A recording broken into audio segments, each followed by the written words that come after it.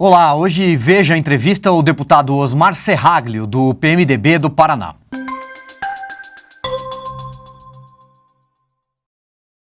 O deputado Osmar Serraglio é advogado e professor universitário, é filiado ao PMDB do Paraná, está no 4º mandato na Câmara dos Deputados e até hoje é lembrado por ter sido o relator da CPI dos Correios, que investigou o mensalão.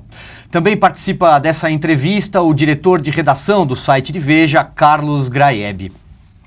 Deputado Osmar Serraglio, obrigado por ter vindo. Seja bem-vindo. Na época da CPI dos Correios, eu me recordo que um dos clássicos momentos foi quando o então tesoureiro do PT, Delúbio Soares, prestava depoimento e o senhor leu um trecho, né, do senador Cícero, senador romano, no qual o senhor dizia, olhando para o Delúbio, até quando há de zombar de nós? Pois é, o senhor imaginava já naquela época que era apenas a ponta de um iceberg, dado o que estamos vivendo hoje em dia? Olha, Silvio, na verdade não. Inclusive eu vou lembrar, o Cícero dizia, quos que tandem abutere catelina paciência nossa. Até quando abusarás da nossa paciência? E é verdade, continuam abusando da nossa paciência. Mas o que eu imaginei é que aquele exemplo seria, assim, didático, que todo mundo iria aprender que nós estávamos iniciando uma nova era em que, apesar de pessoas de alto nível na burocracia, seriam responsabilizados. Então é muito, mas muito decepcionante você assistir agora à investigação do Petrolão, né? Você percebe que, ao contrário desse pessoal se amedrontar, ao contrário de entenderem que o Brasil quer virar essa página dessa corrupção, ela se acentuou. Ela mais veio ainda, eu diria até escolada naquele mensalão que virou aquilo que o ministro Gilmar Mendes disse que é uma questão hoje de juizado de pequenas causas, perto do que está acontecendo em relação ao Petrolão. Eram esquemas paralelos, na verdade, não é, deputado? E o Petrolão não foi desligado enquanto se julgava o mensalão, né? Eu diria até que o Graeb é o seguinte: quando nós tiramos aquela fonte, eles foram e acentuaram uma outra. Aí é que realmente iniciaram o assalto à Petrobras. Pode observar que foi em 2005, 2006 que a engenharia toda foi posta. Antes disso, pelo menos, não se tem evidências de que eles estivessem assaltando com essas expressões monetárias, financeiras que nós temos testemunhado, de bilhões e bilhões. Mas eu lembro, é uma questão de vocês que são jornalistas recuperarem, vocês vão encontrar. Lá naquela época, o Silvio Pereira, que era o secretário, mas enfim, tanto é que ele terminou não sendo do PT, que ele terminou não sendo condenado. Eu nunca fui investigar o porquê, se ele eventualmente colaborou na investigação, mas ele naquela época disse o seguinte: vocês estão olhando aí 100 milhões, a meta era 1 bilhão. Isso em algum lugar, em algum jornal, tenho convicção, porque eu li, estava escrito. E hoje a gente percebe que realmente era. Pelo jeito, quando chegaram à meta, resolveram dobrar a meta, como bem disse, né, a presidente Dilma Rousseff. Numa entrevista em março para a Rádio Jovem Pan, logo depois do depoimento do Pedro Barusco, né, a incrível figura de segundo escalão da Petrobras, que disse, olha, tudo bem, eu topo devolver 97 milhões de dólares nesse escândalo, o senhor disse que juridicamente considerava que já era caso de impeachment e politicamente também. Eu pergunto para o senhor se o senhor continua achando isso e, sobretudo, se o senhor acredita que isso possa ocorrer. Bom, eu acredito que elementos jurídicos suficientes existam. Tenho convicção disso.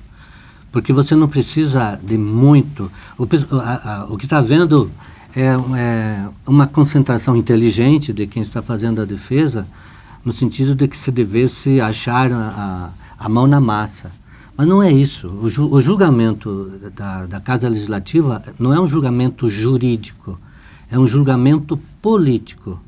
Se você chegar à conclusão de que, de fato, tanto é, bom, basta ver, o que estão, e já repetidas vezes já aconteceu isso, o que tem mais chamado a atenção em relação à cassação possível do Eduardo Cunha? O que ele mentiu. Quer dizer, tudo o resto está sendo relegado. Porque o mentir é suficiente para uma cassação.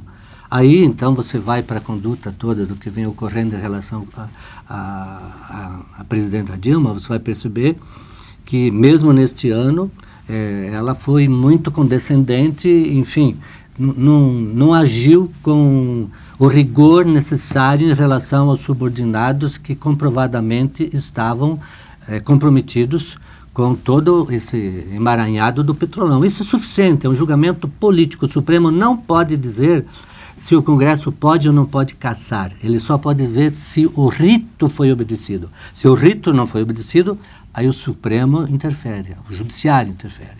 Mas se o rito foi obedecido, ele não pode dizer, não deveria cassar, deve cassar. Isso não é exame que caiba ao Supremo.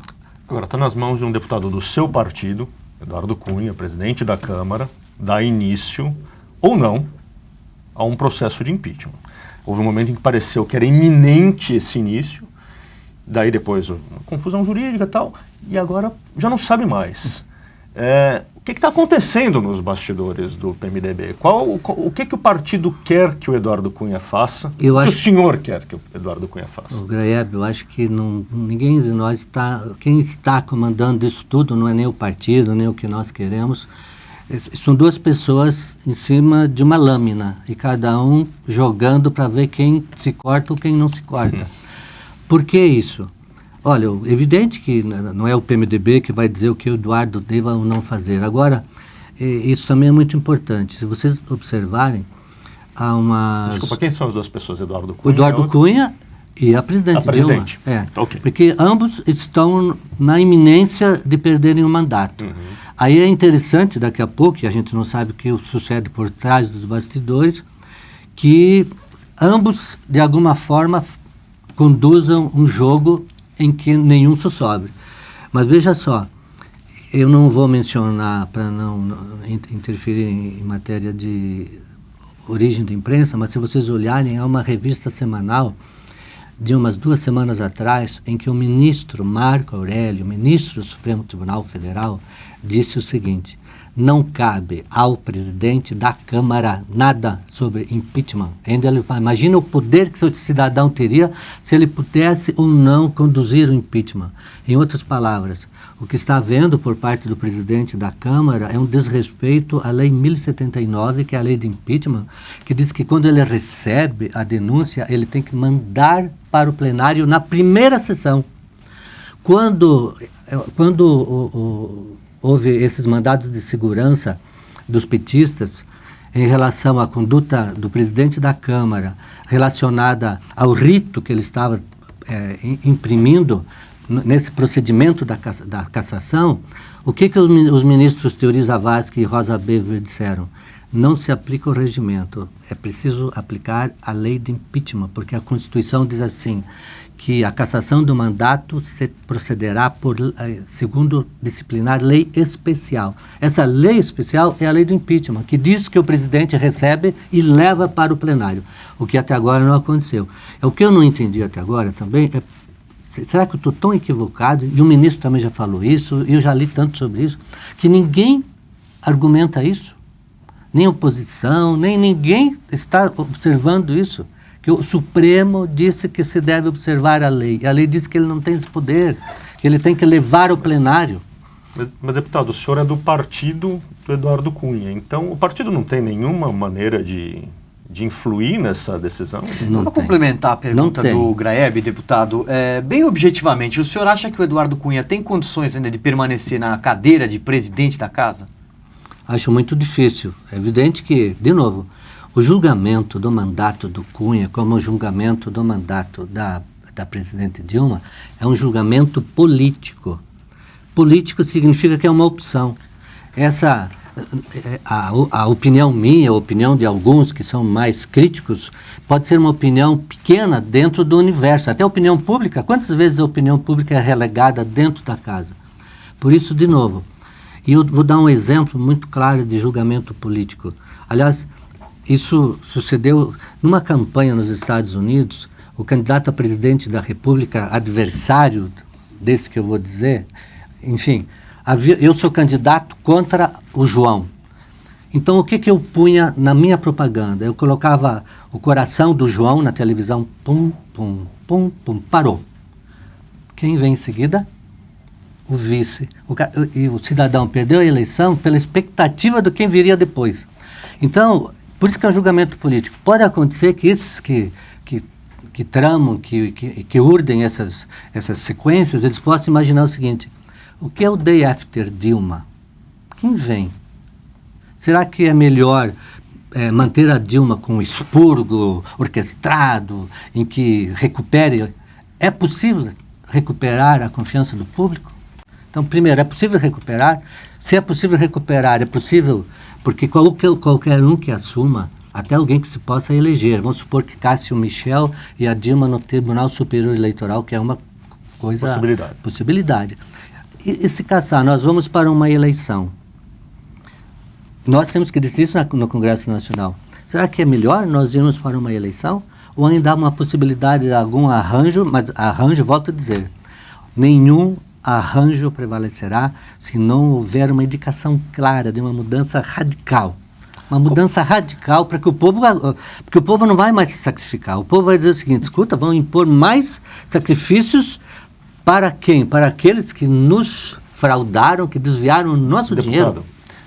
Deixa eu voltar um pouco à questão Cunha e PMDB, porque ela é importante. Inclusive apontar o que tem sido dito aqui e ali, que o senhor poderia ser parte interessada nessa discussão sobre o Cunha, porque se levantou o seu nome como um possível sucessor, um nome em torno do qual haveria uma articulação de alguns partidos, de pessoas importantes no Congresso, para uma sucessão do Cunha. O senhor se põe como candidato a essa sucessão? Olha, eu sou professor de Direito, embora não disso. Eu sou professor de Direito Constitucional, Direito Administrativo. Aliás, eu fui professor aqui da PUC, aqui de São Paulo, lá para trás. Mas aí, em Direito das Sucessões, o que é o direito de sucessão? Onde você tem a expectativa de suceder alguém. A gente chama isso de pacta corvina, ou seja, o pacto do corvo, que está esperando o cidadão morrer para ocupar o espaço. Isso, vamos supor, um herdeiro de alguém rico, pô, tomara que morra esse cidadão porque eu vou herdar. Eu não entro nessa linha, eu não falei com ninguém, realmente. A gente sabe, eu tenho um bom trânsito, as pessoas gostam da minha forma de proceder, mas eu não estou nessa linha, eu não pedi para ninguém, não falei com ninguém. Eu fico até orgulhoso de saber que o meu nome é comentado, né? Mas não estou ainda assinando esse pacto. Qual é a sua turma no PMDB, deputado? A da turma, eu diria, nós estamos lá em 22, que sejam 25, meio dissidentes dentro do PMDB, né? Que de quando em quando nós criamos alguns problemas ali dentro da bancada. Deputado, então vamos continuar falando de PMDB. Nessa semana, teve o Congresso do partido e o vice-presidente Michel Temer afirmou que, pelo menos por enquanto, oficialmente, o PMDB não desembarca do governo, não vai deixar os ministérios, nem deixar de dar apoio ao presidente Dilma Rousseff. De certa forma, o PMDB não está respaldando esse governo que está aí? E de quem o senhor estava falando tão mal 30 segundos atrás? Está, lamentavelmente, mas também, de novo, você está em determinadas circunstâncias que quem é o vice-presidente da República? Então, ou nós rompemos com o nosso vice-presidente, e nós temos lá nossos desentendimentos, mas não chegam a esse nível de estilo defenestrar, ou, enfim, irmos para a radicalização.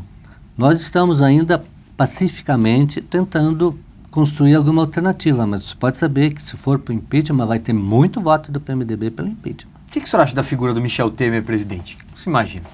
Eu acho que ele tem, a cara dele já é uma cara de pacificador, não é alguém arrogante, não é alguém, né, que se impõe amedrontando. Uhum. Ele é o estilo de quem vai conciliar. Ele faz, para ele ser o presidente do PMDB há tantos anos e ser o nosso candidato e ser o vice, administrando, quem conhece o PMDB, como é cheio de caciques para tudo que é lado, né?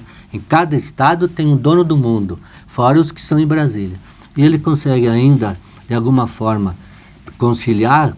Agora, não tem, vocês olhem o PMDB com suas defecções. Qual o partido que não tem? Olha o próprio PSDB, o Fernando Henrique meio opinando por não impeachment, os outros radicalizando pelo impeachment. E aí, se você entrar no PT, aí você se escandaliza mais ainda. O PMDB roubou um pedaço do posicionamento político do PSDB? O PMDB está roubando Eu vi esse comentário, não roubando, mas do Aécio, né? Dizendo, ocupando, digamos. que de certo modo nós estaríamos até plagiando, não usou essa terminologia, mas enfim, como se o PMDB estivesse adotando algo da campanha dele, do programa dele. Mas que bom, se for. Eu acho que ninguém é dono de ideias, até porque se cada um... o primeiro que chega, eu não posso mais fazer nada em relação àquela ideia, né, nós privamos a possibilidade de execução. Olha, o programa do PMDB, ele é arrojado, corajoso, que se ele pudesse ser implantado, eu tenho convicção que ele seria muito difícil, nós demoraríamos muitos anos, mas acho que nós deveríamos perseguir a execução do programa que foi apresentado, porque nós, de uma vez por todas, nós precisamos ter uma bússola, algo que nos conduza. O que é que está deixando o Brasil tão desesperado? Indefinição. Ninguém sabe se o ano que vem nós vamos ter ou não a mesma presidente da República, ainda que seja a presidente. O que ele está nos apresentando para que a gente comece a acreditar que vai ter um caminho, um país como esse, sem esperanças? E por que, não é possível. Demorou tantas décadas para o PMDB resolver apresentar alguma coisa parecida com um projeto político, ao invés de ficar simplesmente a reboque dos projetos de poder do PSDB e do PT? Bom, nós, na verdade, eu diria assim, ainda que embrionariamente, nós sempre tivemos assim, as concepções nossas, os programas nossos. É que agora, como diante desse quadro acendrado, esse quadro de indefinição absoluta, então chamou atenção para o nosso e também ensejou aqui esse vazio, porque diz que no poder não existe momento de vazios. E nesse vazio o PMDB apresentou. Mas você pode observar que o próprio PT está cheio de restrições. Dentro do PMDB, eu não vou dar publicidade a pessoas, mas tem gente dentro do PMDB que lá no nosso encontro já, de alguma forma, atacou o programa nosso. Mas toda unanimidade é burra, né? Então ótimo, assim nós temos alguns dissidentes. Pois é, continuando na questão, deputado, depois, ao término de cada eleição, o PMDB se apressa, as lideranças do partido, os líderes do partido se apressam em dizer que não, nas próximas eleições o partido terá candidatura própria à presidência da República. No entanto, quando chega a hora decisiva, o PMDB sempre vai a reboque de alguma candidatura. Qual seria hoje o nome dentro do partido do senhor para concorrer à presidência da República, se é que o senhor acha que o partido tem mesmo? Então, duas coisas. Primeiro, por que nós não temos assim? Porque se você pegar o PMDB, como eu disse no começo, ele é uma federação, cheia de caciques. Aí, para o cacique de São Paulo aceitar que o cacique do Pernambuco seja candidato a presidente, eles não se entendem. E eu estou falando dois, mas são cheios, né? Nós temos as nossas eminências, que um não aceita o outro. Se for, tudo bem, comigo, aí eu vou. Mas você não aceita, e eu não aceito que você vá. Esse é o PMDB, é todo fracionado. Tá. Mas os outros partidos conseguem, né, deputado? O PSDB também tem alas, tem lá a ala serrista, a ala mas eles são oriundos do PMDB. E tem também, o PT também tem as correntes que a gente conhece, né? Eu estava mencionando isso agora mesmo. Mas eles são oriundos, então eles já saíram mais ou menos com uma concepção. Lembrem, é muito fácil, o PMDB, nós só tínhamos dois partidos, Arena e MDB. Então aqui no MDB, todos que eram contrários ao governo militar estavam aqui. Aqui você tinha tudo que se possa imaginar de ideologia dentro do PMDB. Então isso devagarinho vai indo. E hoje praticamente o que resultou do PMDB é um partido bem mais conservador, um partido bem mais, do centro. E candidato, hoje, por que hoje não tem um nome que está surgindo com uma possibilidade de ser candidato a presidente da República? Porque ele ainda não é um cacique, que é o Eduardo Paes, o prefeito do Rio de Janeiro, é muito comentado dentro do PMDB, é um cidadão que, conforme o resultado das Olimpíadas, ele pode realmente despontar como um nome de peso. Então, por que ele? De novo, porque hoje ele não é um cacique. Então, para poder sair, não pode ser cacique? Não, porque daí cria... inveja. Por aí. O fato do Eduardo Paes não ter agido rapidamente e demitido o braço direito dele, que se envolveu nesse escândalo grave de agressão à ex-mulher e tudo mais, É um erro político daqueles que inviabilizam uma candidatura ou o senhor acha que não? Ou nem sequer é um erro político do seu ponto de vista? É difícil falar isso na televisão. Eu, pessoalmente, eu conheço muito o Eduardo Paes, eu não conheço o quadro político do Rio de Janeiro, mas não é possível que a gente não encontre alguém que não tenha que passar por esse crivo, porque eu espero que eu esteja equivocado.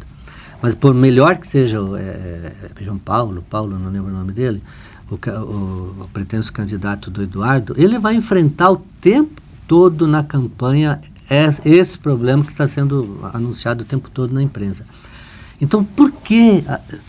Será que não há um outro mecanismo? De novo, isso não significa que eu esteja certo, porque eu não conheço os detalhes, as circunstâncias, não conheço nada da política do Rio de Janeiro. Falo como alguém à distância, que tem que ser aquela história da mulher de César, não basta ser honesta, ela tem que parecer honesta. Então, qual é a visão do público em relação a isso? Quem quer chegar a uma posição, enfim, de expressão, tem que fazer essa autocrítica. Deputado, tem uma pesquisa recente feita pelo Instituto Datafolha, a pedido da Ordem dos Advogados do Brasil, que mostra que, apesar dos índices recordes de desaprovação da presidente Dilma Rousseff, para 91% das pessoas que foram ouvidas não confiam nos partidos políticos no Brasil. O número exato é que 7% só confiam. Existe uma avaliação política de que a oposição é fraca, de que a oposição não consegue emplacar o seu discurso, sequer ter um plano para mostrar para o Brasil. E uma avaliação de que as ruas, de certa forma, minguaram, os protestos arrefeceram, por causa daí da sensação de letargia, inclusive do Congresso Nacional. O senhor não acha que corre o risco de, em 2016 para frente, as pessoas perderem de vez a esperança?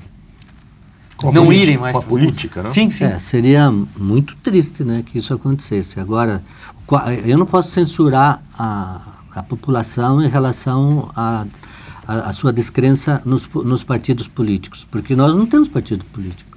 Nós temos siglas, nomes, que as pessoas se agregam com o objetivo de chegar no poder. Mas qual o partido que você identifica? Não, se eu votar nesse partido, como era o PT, vamos reconhecer, o PT lá para trás.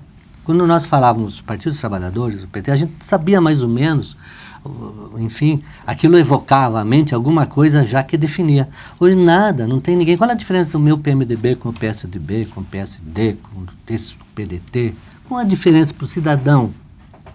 Então, eu acho até que um dos pecados maiores que nós, Congresso, cometemos nesse ano, e daí vem toda essa sequência, é não termos feito uma reforma política que condissesse aquilo que se esperava nesse país. Nós não fizemos reforma política, nós não fizemos nada. Qual era a sua reforma política ideal?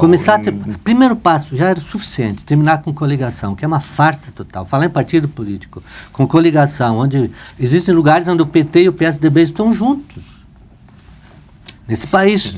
Então, o que é isso? Isso é partido? Uma coligação que permite isso? Aquilo possibilita uma barganha, um balcão de negócios. Isso tinha que ter terminado. É lamentável que nós não tenhamos feito só isso. Os outros viriam por consequência.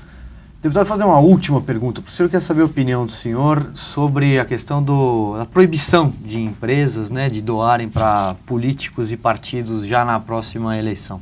Qual é a opinião do senhor sobre isso?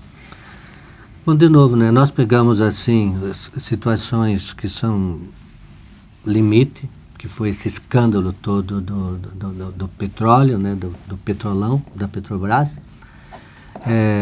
Pegamos os candidatos que têm essa arrecadação exagerada, essas campanhas elevadíssimas, e daí isso nós colocamos como sendo uma mácula impossível de ser corrigida. Aí saímos do 8 para 80. Eu não tenho, assim, a rigor, nada contra a possibilidade de empresa participar. Mas, primeiro, ajudar, contribuir. Teria que ter limites muito pequenos, teria que ter fiscalização muito séria, e ela não poderia pegar partidos, porque ela está fazendo uma opção. Ela tem que dizer, não, eu vou apoiar esse cidadão, porque eu espero que esse tenha essa linha e dê ajuda. Não, eles pegam todos os candidatos a presidente da República e dão dinheiro. Isso não é, aí não dá, primeiro, tinha que proibir isso. E o segundo ponto, porque nos países desenvolvidos é possível isso, as empresas participarem. Pega o modelo da Espanha, por exemplo. Lá não se admite. Esse pessoal todo que está hoje no Lava Jato não poderia ter dado dinheiro nenhum para candidato nenhum. Porque quem tem contrato, seja qual for o contrato com a administração pública, não pode dar dinheiro para candidato nas eleições. Já era um freio enorme. Porque aí o outro, se vai dar então realmente porque acha que esse cidadão, minimamente, ele pode esperar que tenha alguma condução. Pode até ser, porque eu não acho errado um segmento ter um representante lá. O que não pode é haver isso que nós estamos assistindo, uma venda, enfim, uma compra de parlamentares, que é o que tem acontecido. Vai ser a farra do Caixa 2? Essa proibição? Então, ninguém sabe. Como é que você vai fazer uma campanha em que você não terminou com a coligação, você vai ter a competição, inclusive dentro do próprio partido, ainda que não haja coligação. Como é que eu vou disputar aqui com o Silvio, com você, Gabriel? Eu quero ser o primeiro. Como é que eu vou me conduzir? Ainda que eu tenha que eventualmente gastar dinheiro meu, sei lá. É triste isso. Nós estamos criando uma situação, de novo, aquela que quando surgiu o mensalão, o Lula foi lá em Paris dizendo, isso é normal no Brasil, Caixa 2 é normal. É triste. Essa está parecendo uma cultura nossa e nós estamos admitindo. Eu escrevi isso no meu relatório da CPI dos Correios. Eles estão admitindo uma coisa que é muito pior. Imagina, eles estão admitindo que ganharam as eleições com dinheiro. Isso é crime. Isso é uma falsidade. Eu ainda escrevi isso. Isso significa que eles estão confessando que a declaração, a prestação de contas deles incide em falsidade ideológica, porque ela não corresponde à verdade. Estão dizendo que é Caixa 2, portanto, dinheiro que não está na prestação de contas. Mas isso se confessa assim, tudo bem. Como o Mendonça lá, o Duda Mendonça chegou lá, todo mundo ficou espantado porque eu tenho dinheiro lá que eu recebi não sei onde, e foi absolvido, não foi nada. Minha gente, nós precisamos de uma varrição, né? E nem vai acontecer por aqui. Na verdade, eu acho que vai ter que construir com muitas gerações. Lembra do Rui Barbosa? De tanto ver crescer as injustiças, de tanto ver agigantar-se o poder nas mãos dos maus, o homem chega a rir-se da honra, a desanimar da virtude e a ter vergonha de ser honesto. Nós estamos numa coisa assim. O honesto é um babaca, é um cidadão que ainda está imaginando que andando dentro da lei ele vai ter sucesso nesse país. Muito bem, então com o Rui Barbosa encerramos nosso papo. Deputado, muito obrigado por ter vindo. Prazer é meu. Obrigado, Graeb. Obrigado, deputado. Obrigado, senhor. Obrigado. A nossa entrevista termina aqui. Muito obrigado pela sua audiência e até a próxima.